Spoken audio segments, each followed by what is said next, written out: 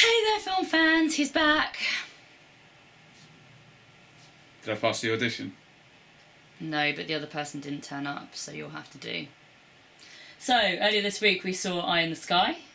You really liked it. I did. Thought it was great. Favourite film of the year so far, I believe you said. Yeah, I think I'd have it above Zootropolis.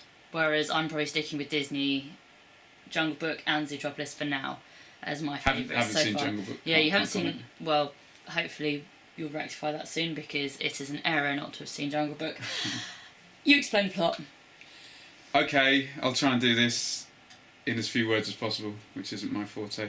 There are some terrorists. They end up in a house in Kenya with a drone above. They're being watched, and what starts to play out is a very tricky situation whereby it's revealed that these terrorists are potential suicide bombers, and we watch from the view of the military trying to decide how to act and whether to shoot and what to do, and this moral dilemma kind of escalates and the decisions get harder and harder and harder and more people are involved, and the kind of whole crux of the film is, you know, what are we going to do and who's going to make the decision. Well, also there's this thing about there's this little girl who's brought into the equation that if they detonate the suicide bomber's jacket, a small cute little girl who's good at hula hooping might get taken out, and basically it's, would we prefer to save the potential people who might be hurt by these suicide bombs, or is this little girl of more value type of dilemma? Yes. Great performances. What did you think of my baby Alan Rickman's last Your ever baby Alan Rickman. Well, performance? the film was very serious, but what kind of humour was there was him kind of disdainfully rolling his eyes while nobody is prepared to make a decision, and there's a kind of human element where he's dispatched to buy a child's doll, which he goes about in a very humorous, dry way, as he's known to do. And you liked his last line as well. Yeah, he had a very nice last line. Never assume that a soldier doesn't know the price of war, or something Just like that. Felt like a very poignant sign Might off. have been edited in that way with what we know now, but That's going to be his last on-screen line, isn't it? Is he going to be in the forthcoming Alice in Wonderland? He's a voice. He's a voice. I think he was in the first but one, actually wasn't he? on screen. Yeah, I think it's his last on-screen performance. But I thought he did a really good job. And yeah, there's no one who can do his shtick like him, and he'll be sorely missed. Helen Mirren, did you enjoy her performance? I found her slightly one note. What do you mean? Well, she was kind of forceful, and she knew what she wanted from the situation. She knew, ethically, she knew where she wanted to go with it. Quite brusque with people. I didn't find that she had a lot of variety. I mean, there's a nice shot towards the end revealing her slight I thought that was part of weakness, the. maybe. I thought that was part of the character, that she was the only person kind of not giving into their emotions and not giving that. I mean, the fact is, there's not very many bad guys in this, apart from the, you know, obviously the guys that are being watched. Who don't actually have a voice though at any point. They don't speak, do they? No. You just see them from above. But Helen Mirren is nice to see a woman in a High up military position. high up military position, and that's not pandered to at all. She just is. She's a person, not a woman, which is cool. I enjoyed it. I think I probably enjoyed her more than you, by the sounds of it. I just feel next to some of the other performances that has, considering she's the poster boy, as it were, for the film, I feel some of the others perhaps were a bit more charismatic or entertaining or more sympathetic. For example, Aaron Paul, who I thought was very... Yeah, he didn't have a great deal to do. He spent most of the... But he was the one that kind of forced the ethical dilemma. Like, they were just going to go for it, and then he was the one who said... Well, the ethical "Stop, dilemma wait." is forced from No, but a he's lot the of one different that angles.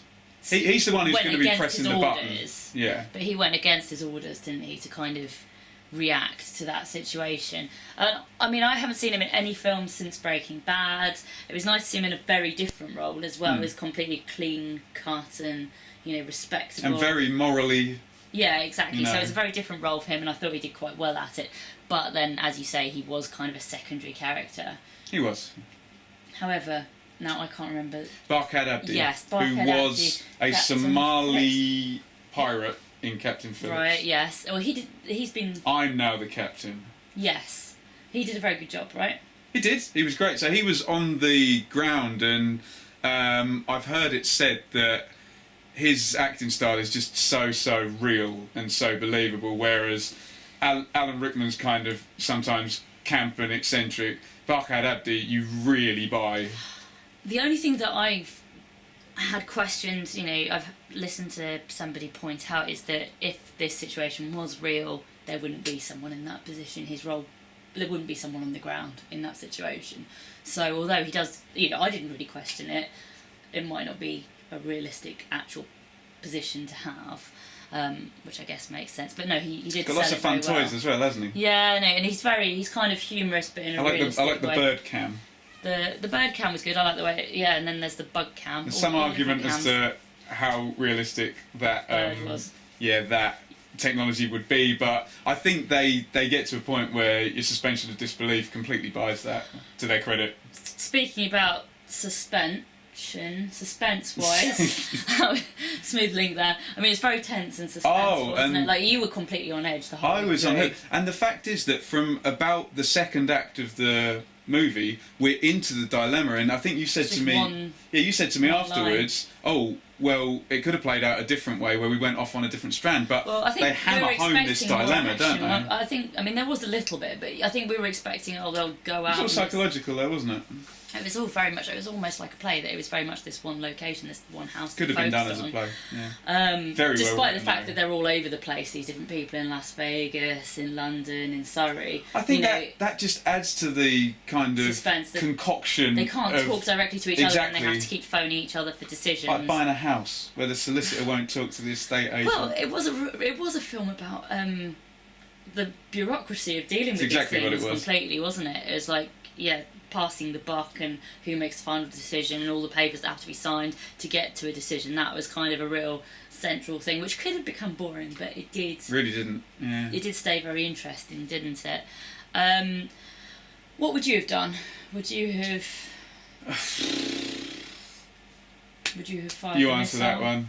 I mean, they do this thing obviously where it's the little cute child versus loads of potentially little cute children.